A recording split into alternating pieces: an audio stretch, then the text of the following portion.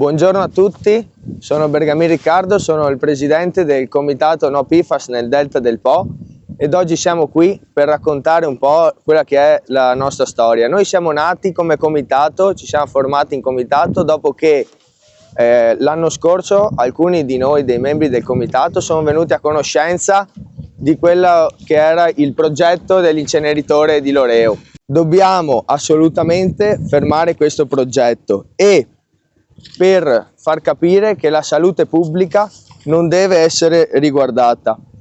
Mentre noi studiavamo questo progetto, perché abbiamo un comitato scientifico e ci informiamo, siamo venuti a conoscenza di quello che è un altro problema che abbiamo in questo territorio a poche decine di metri, che è Alchemia, una ditta che tratterà, se verrà fatta, purtroppo ci auguriamo di no, la lavorazione di sottoprodotti, di scarti dell'industria per la produzione di solventi.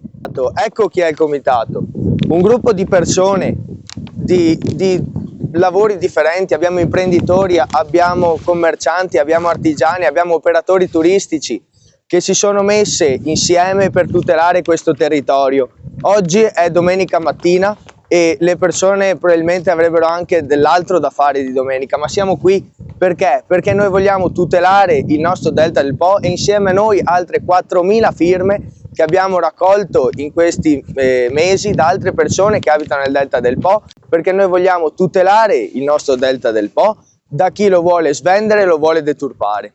Io mi chiamo Jenny Augusti e faccio parte orgogliosamente di questo comitato.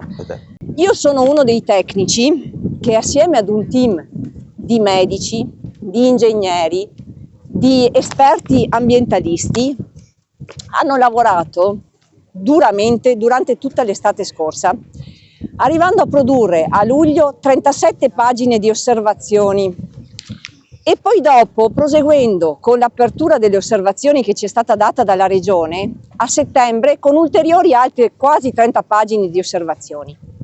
Tutte corpose, tutte adeguatamente studiate e tutte adeguatamente scritte. Per cosa? Per evitare che questo scempio venga fatto nel nostro territorio. Tutti noi abbiamo attività professionali e non avevamo certo il bisogno di impiegare il nostro tempo per fare questo lavoro di ricerca e di analisi puntuale nella speranza di riuscire a bloccare un impianto che riteniamo deleterio e devastante per questo delicatissimo territorio. Queste azioni che abbiamo compiuto noi cittadini, comuni cittadini, sono azioni che sarebbero state doverose da parte della politica, sarebbero state dovute dai politici che ci amministrano.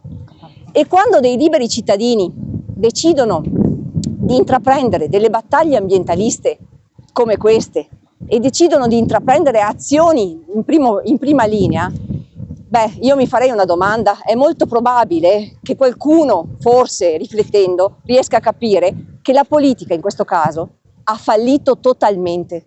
Siamo qui come comitato No PFAS nel Delta del Po per fare un invito aperto e ricordare anche alla cittadinanza che il giorno 17 di novembre abbiamo organizzato come comitato presso la Sala Eracle di Porto Viro un incontro con tutti i candidati al Consiglio della Regione Veneto per discutere di questo tema e per sentire anche da loro un fermo no a questo inceneritore.